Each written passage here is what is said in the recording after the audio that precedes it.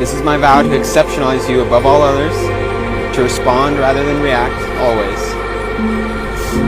Finally, I vow to honor your... U.S. December 5th, 2025. The famous Roloff family, who captivated audiences for years on the TLC show Little People, Big World, is set for a heartwarming end to 2025. Jacob Roloff, 28, the youngest son of Matt and Amy Roloff, and his wife, Isabel Sophia Roloff, are eagerly preparing for the birth of their second child. According to social media updates shared by Isabel, the baby's due date is officially set for December 2025.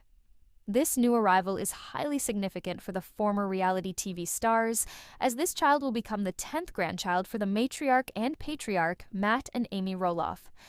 Awaiting the arrival, Jacob and Isabel, who currently reside in a rental property on the iconic Roloff Farms, are thrilled to be growing their family. The couple already shares one son, Mateo Tomas, born in December 2021. "We are so ready for this," Isabel recently shared with fans online. "It's going to be a December to remember." The upcoming birth provides a source of joy amidst recent family shifts, including the show's unconfirmed finale and the news of Matt Roloff's broken engagement earlier this year. Fans are sending waves of good wishes to Jacob and Isabel as they anxiously await the baby's arrival, which could happen any day now this festive season. The relentless coastal rain drummed a lonely rhythm against the attic windows of Alara Vance's inherited home. A historian by trade and a skeptic by nature, Alara had spent the last week meticulously cataloging her late grandfather's possessions in the dust-choked space. Most items were mundane: yellowed tax receipts, moth-eaten naval uniforms, but beneath a pile of nautical charts, her fingers brushed against something cool and heavy. It was a compass, yet unlike any she'd ever seen. Encased in an unidentifiable dark metal that felt strangely warm to the touch, it lacked any conventional markings for north, south, east, or west. Instead, its face was etched with swirling astronomical patterns and a single heavy brass hand that remained stubbornly still.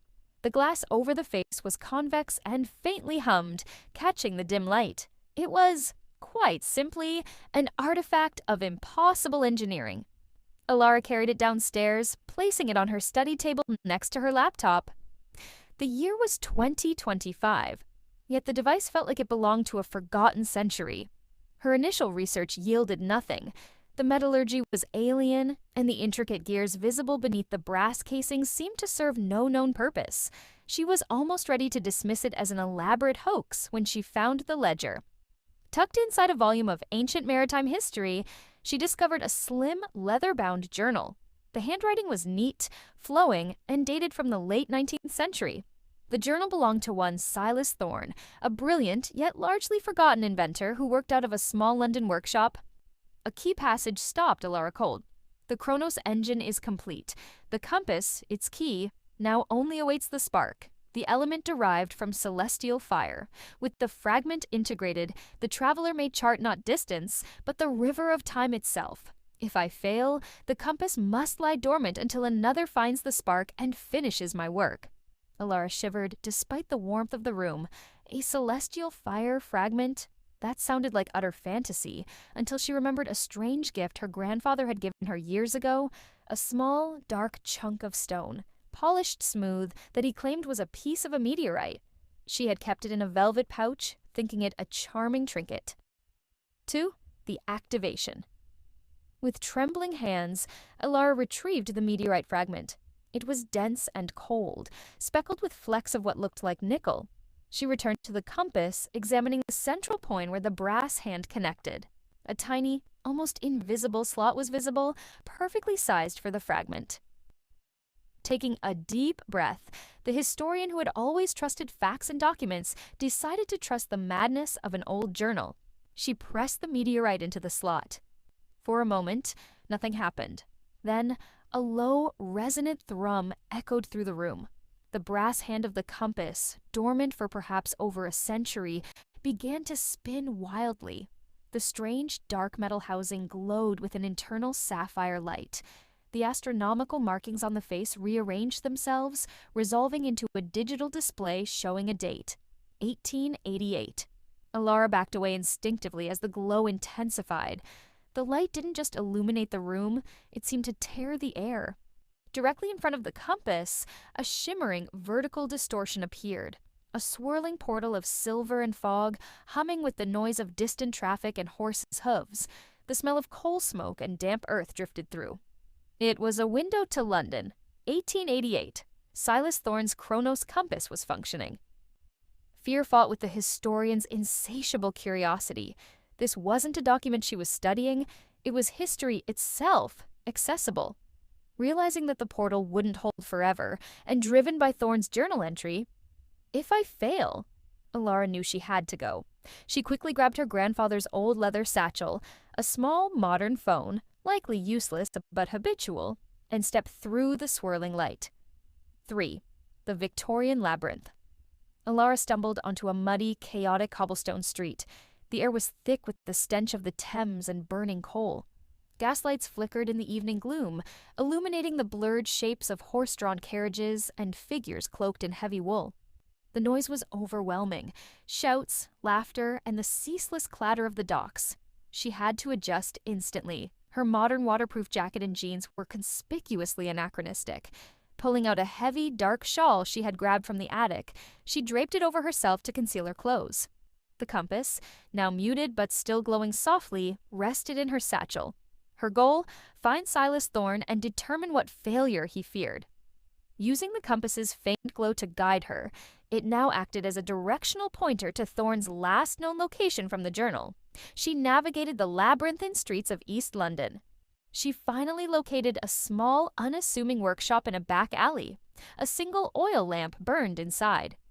Peering through the grimy window, she saw Thorne, a man with wild, intelligent eyes, hurriedly packing blueprints into a metal box. He was alone, frantic. Just as Alara moved to knock, a carriage pulled up silently, and 3 grim-faced men in bowler hats emerged. They carried no weapons, but their intent was clear. Coercion? "Thorne, the Chronos device," one hissed, his voice low and dangerous. "Give us the core, and you walk away." Thorne clutched the metal box to his chest. "Never. It is a tool for knowledge, not for your industrial greed." 4. The final spark. Alara kicked open the workshop door, shouting, "Police! He's alerted the authorities!" The momentary distraction was all Thorne needed. The men hesitated, glancing nervously at the street. Thorne spun around, his eyes wide, startled by the sudden appearance of the strange woman. "Who are you?" he demanded, but before Alara could answer, the leader of the men recovered and lunged for the box. "There's no time," Alara urged Thorne, pointing to the compass in her satchel. "I have the key. You must secure the device." Thorne recognized the compass instantly. His eyes, though weary, lit with understanding. "The traveler? You finished it."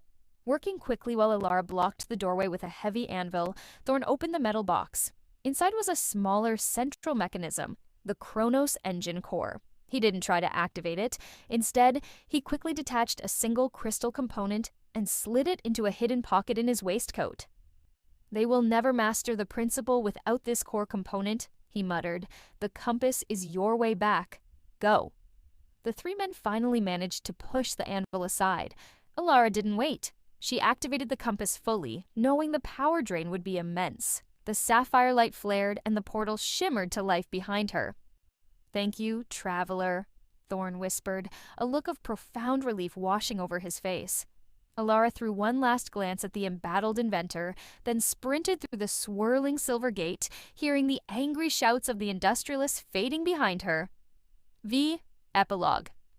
Alara tumbled back onto the dusty floor of her attic in 2025. The transition was jarring, like surfacing from deep water. She scrambled to her feet. The portal was gone. The compass lay on the floor, the meteorite fragment now completely dark, the brass hand still. It was silent, inert, drained of all its power.